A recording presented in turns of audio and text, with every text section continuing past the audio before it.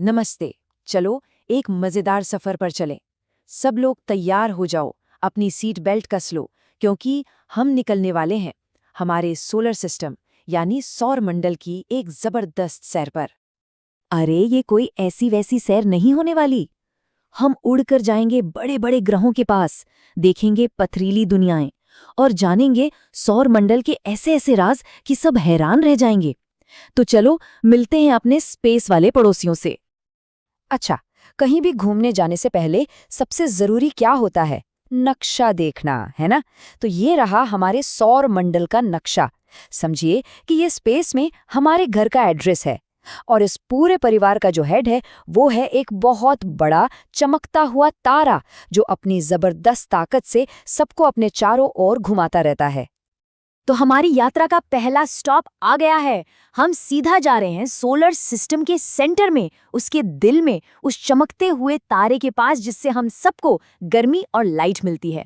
चलो मिलते हैं हमारे अपने स्टार सूरज से। ये सिर्फ एक आग का गोला नहीं है दोस्तों, ये तो हमारे पूरे सोलर सिस्टम का पावर हाउस है। और पता है ये कितना बड़ा है? इतना बड़ा कि इसके अंदर हमारी पृथ्वी जैसी 10 लाख से भी ज्यादा प्लैनेट्स फिट हो सकते हैं। सोचो जरा, इसी की जबरदस्त ग्रेविटी मतलब खींचने की शक्ति सारे प्लैनेट्स को अपनी अपनी लाइन में रखती है। चलो अब सूरज के सबसे करीबी पड़ोसियों से मिलते हैं। ये वो प्लैनेट्स हैं जो सूरज की गर्मी के सबसे ज्यादा पास रहते हैं, और इसीलिए इन्हें कहते हैं इनर रॉकी प्लैनेट्स, यानी भीतरी चट्टानी ग्रह। तो ये हैं हमारे सोलर सिस्टम के पहले 4 रॉकी दोस्त।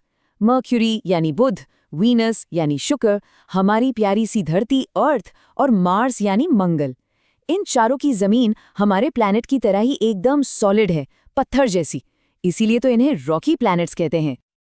अब जरा सब लोग संभल कर, हमारे रास्ते में अब कुछ आने वाला है, एक बहुत बड़ी रुकावट।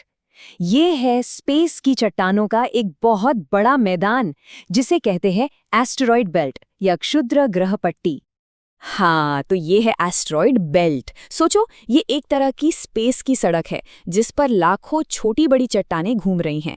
पता है ये क्या है? ये वो बचे हुए टुकड़े हैं जब हमारे प्लैनेट्स बन रहे थे। और यही बेल्ट एक बाउंड्री की तरह है जो छोटे रॉकी प्लैनेट्स को बड़े बड़े गैस वाले प्लैनेट्स से अलग करती है, और हम अब उन्हीं से मिलने जा रहे हैं। तो देखो, यहाँ हमारे सोलर सिस्टम की 2 अलग अलग टीमें, या कह लो 2 परिवार एक साथ दिख रहे हैं। एक तरफ हैं सूरज के पास रहने वाले छोटे सॉलिड रॉकी प्लैनेट्स, और दूसरी तरफ हैं सोलर सिस्टम के बाहरी इलाके में रहने वाले बड़े बड़े गैस के जॉइंट्स। यस, हमने एस्टेरॉयड बेल्ट को पार कर लिया है। अब सब लोग तैयार हो जाओ सोलर सिस्टम के सबसे बड़े मेंबर से मिलने के लिए। ये प्लैनेट्स इतने बड़े हैं, इतने ज्यादा बड़े कि इनके सामने हमारी धरती एक छोटे से कंचे जैसी लगेगी। सच में। ये जो अगले 4 प्लैनेट्स हैं ना, ये हमारी पृथ्वी से बहुत बहुत ज्यादा बड़े हैं। पर सबसे मजेदार बात क्या है पता है? ये अपने साइज के हिसाब से बहुत हल्के हैं, बिल्कुल वैसे जैसे गैस से भरे हुए बड़े बड़े गुब्बारे होते हैं। तो ये हैं जुपिटर, सैटर्न, यूरेनस और नेपच्यून। ये ज्यादातर हाइड्रोजन और हीलियम जैसी गैसों से बने हैं, किसी ठोस पत्थर से नहीं। इसका मतलब इन पर हमारी पृथ्वी की तरह कोई खड़ा नहीं हो सकता, वहां जमीन ही नहीं है। अरे, सफर अभी खत्म नहीं हुआ है। अब हम जा रहे हैं सोलर सिस्टम के सबसे ठंडे और दूर वाले इलाके में, एक ऐसी जगह जहां सूरज की रोशनी बहुत ही कम पहुंचती है और जहां सब कुछ बर्फ से जमा हुआ है। लेकिन एक मिनट, प्लूटो कहाँ गया? ये सवाल तो जरूर मन में आ रहा होगा, है ना? क्योंकि पहले तो प्लूटो को नौवां प्लैनेट माना जाता था, पर अब कहानी थोड़ी सी बदल गई है।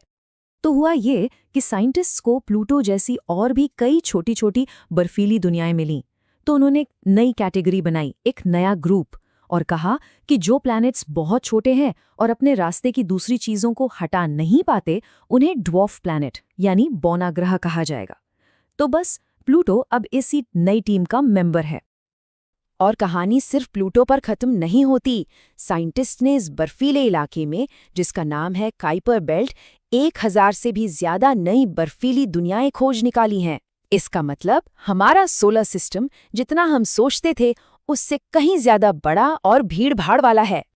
और इससे भी दूर हमारे सोलर सिस्टम के एकदम आखिरी कोने में बर्फ और धूल के खरबों, जी हाँ, खरबों बड़े बड़े गोले तैर रहे हैं। और कभी-कभी जब उनमें से कोई एक भटककर सूरज के पास आ जाता है तो उसकी बर्फ पिघलने लगती है और एक लंबी चमकती हुई पूंछ बन जाती है। और इसी को हम कहते हैं कॉमेट, यानी धूमकेतु या पूंछ वाला तारा। तो हमारे सोलर सिस्टम की ये शानदार सैर यहीं खत्म होती है। कितनी कमाल की चीजें देखी हम सब ने, है ना? पर एक बात याद रखना, ये तो बस यूनिवर्स में हमारा छोटा सा कोना है। जरा सोचो, इस इतने बड़े स्पेस में और कितने राज, कितनी नई दुनियाएं होंगी जो शायद एक दिन आज के ही नन्हे खोजकर्ताओं के हाथों खोजी जाएंगी।